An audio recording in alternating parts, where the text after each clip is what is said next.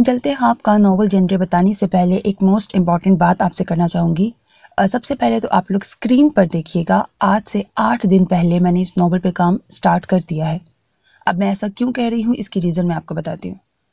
Actually हुआ ये कि आज से तकरीबन 1 हफ़्ता पहले कमेंट सेक्शन में बात हो रही थी और मुझसे किसी ने पूछा तो मैंने उनको बता दिया कि मैं जो है अपना अपकमिंग नॉवेल्स में कारबूनते बरम एक लॉन्ग नॉवल लाऊंगी और साथ मैं जलते ख्वाब अगर वो कंप्लीट हो जाता है, क्योंकि वो अभी कंटिन्यू है, अगर वो कंप्लीट हो जाता है, मैंने इसके ऊपर काम शुरू कर दिया, तो फिर मैं इसको भी लाना शुरू कर दूंगी। अब बस यही वो एक मेरा कमेंट है जिसके बाद से मुझे कारबूनते बरम भी नज़र आया और जलते ख्वाब भी नज़र आया। I am not blaming any one, मैं किसी को नहीं कह रही और ना ही मैं चैनल्स को कह रही हूँ।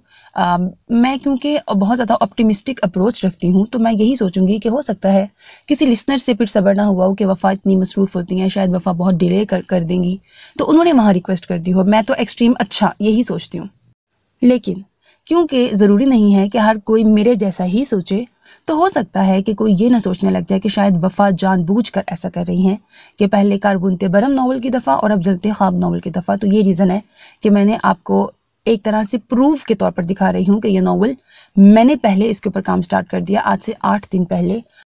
और यही वजह है, अब आप लोगों को भी समझ आ रहा होगा, यही मेरी मसलहत होती है। जब मैंने एक बार आपको वीडियो में कहा था कि प्लीज़ मुझे कमेंट्स में आप लोग नॉवेल्स की रिक्वेस्ट ना किया करें, अगर कोई आप में से चाहता है कि वो नॉवल वो सिर्फ मेरी आवाज़ में सुने तो मुझे कमेंट सेक्शन की बजाय आप लोग इंस्टाग्राम पर रिक्वेस्ट किया करें। तो आई होप सो अब आपको भी समझ आ गई होगी कि आप लोगों ने कमेंट सेक्शन में मुझे ना रिक्वेस्ट किया करें, या फिर मैं आप लोगों के कमेंट्स डिलीट कर देती हूँ। जब मैं कमेंट्स डिलीट करती हूँ तो फिर मुझे भूला होता है कि किसने क्या रिक्वेस्ट की थी, तो वो इंस्टाग्राम पर मेरे पास वो सेव रहते हैं ना, तो वहाँ पर मुझे रिक्वेस्ट कर दिया कि अगर आप लोग चाहते हैं, ताकि इन फ्यूचर भी इस किस्म का कोई मेस क्रिएट ना हो। मैं कैसे नॉवेल्स के लिए टाइम निकालती हूँ ये मुझे ही पता है, और अगर फिर इस किस्म का कोई मेस क्रिएट हो तो फिर मुझे इरिटेशन होती है, क्योंकि कोई भी जो नॉवेल्स रीड करते हैं वो ये नहीं चाहेंगे कि अगर कोई लॉन्ग नॉवल वो पढ़ रहे हैं तो फिर कहीं और भी वो लॉन्ग नॉवल आना शुरू हो जाए, क्योंकि इससे आपकी मेहनत ज़ाया होती है और दूसरे की भी मेहनत ज़ाया होती है। तो मतलब दोनों ही नहीं चाहेंगे कि इस तरह से हो कि लॉन्ग नॉवेल्स रिपीट हों। तो आई होप सो कि आप लोगों को ये बात समझ आ रही होगी।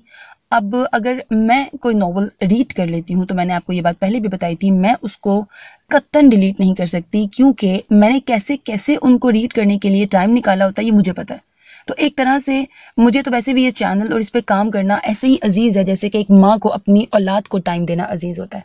तो मैंने वो टाइम जो कि अपनी औलाद के लिए निकाला होता है ना, मैं मजाक नहीं कर रही, मतलब औलाद अब मैं बिन भी आई माँ मतलब बनने लग गई हूँ, तो उस चीज़ को अलग कर दो, मजाक ना समझना, मैं सीरियस वाला कह रही हूँ कि मतलब जो मैंने एक टाइम प्रॉपरली एक औलाद के लिए निकाला होता है ना, अगर उसमें कोई टांग अड़ाए, कोई इस तरह से करे ना, तो फिर मुझे मतलब होता है कि नहीं, ये जो मैंने टाइम दे दिया है अब वो टाइम इसी का है। और यही रीज़न है, अब इस चीज़ पर आप लोग मुझे स्टबन समझें या कुछ भी करें, कि अगर मैंने नॉवल रिकॉर्ड कर लिया है फिर वो चाहे एक की बजाय वो 10 चैनल्स अपलोड करते जाएं, जो मेरी किस्मत में होगा ना मुझे वो मिल जाएगा, जिसने मुझे सुनना होगा वो मुझे ही सुन के रहेगा।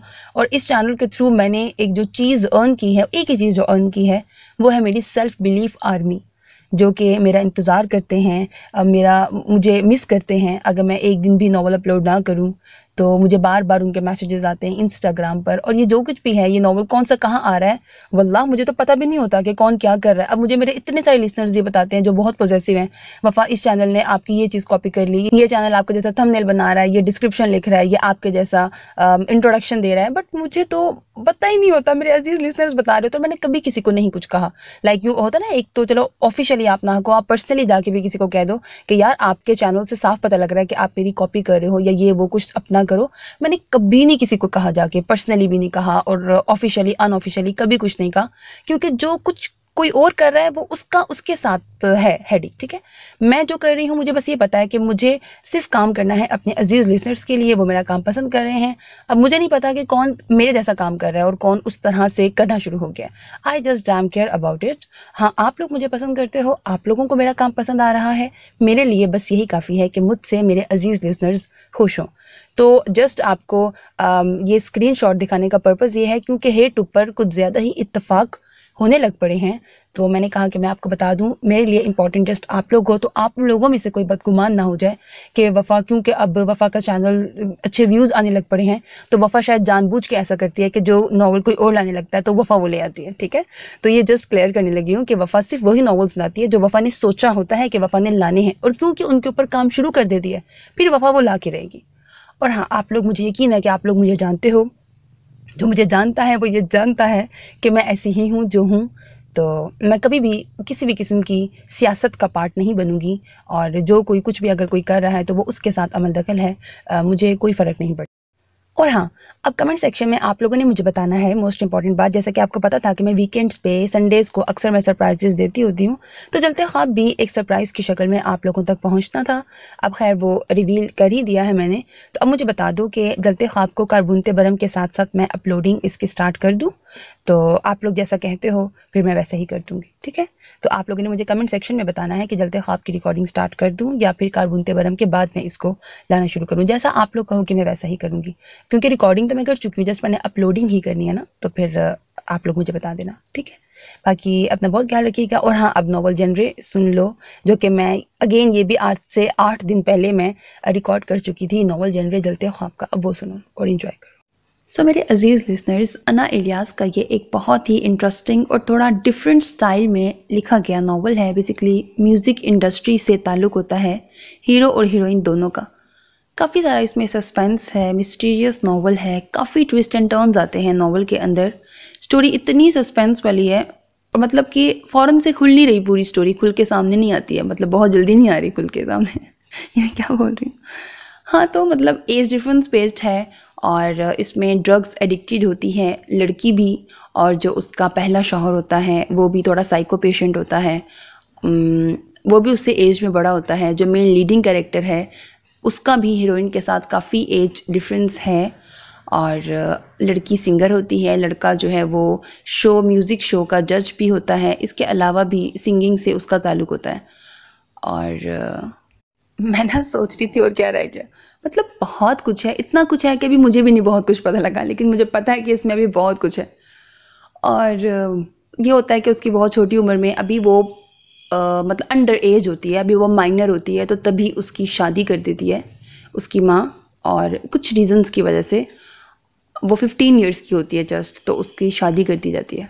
उसके साथ कुछ इस तरह के सर्कमस्टांसेस होते हैं कि उसको फिर ट्रस्ट इश्यूज़ भी हो जाते हैं, और क्योंकि वो अभी कम उम्र ही होती है, तो यहाँ पर ये भी नॉवल में दिखाया गया है कि जब आपकी एज बहुत थोड़ी होती है तो आपको समझ नहीं आता आपके हक़ में अच्छा क्या है, बुरा क्या है। हर दूसरे पर्सन पे आप ट्रस्ट करने लगते हो, और मे बी आपको नहीं पता होता कि सामने वाले की इंटेंशंस क्या होती हैं, बट आप जस्ट ट्रस्ट कर जाते हो।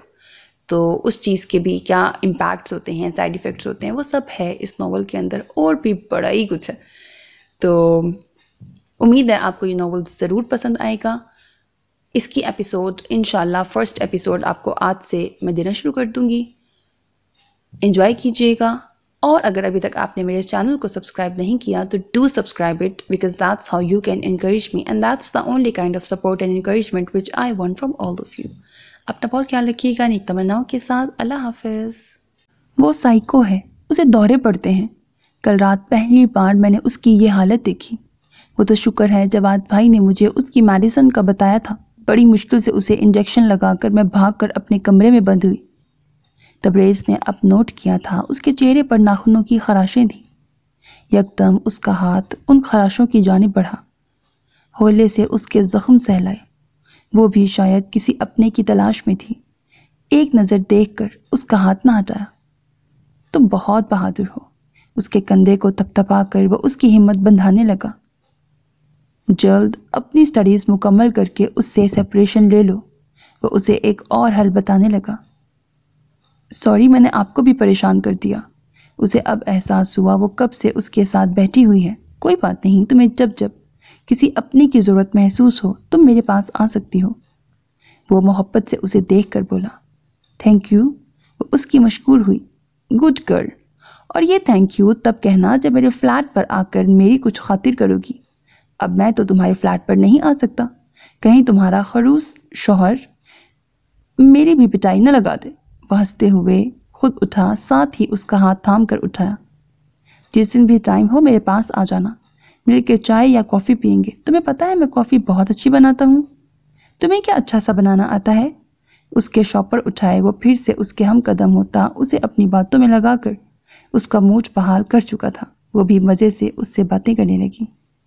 ऐसा लगा कोई बहुत अपना दोस्त मिल गया है।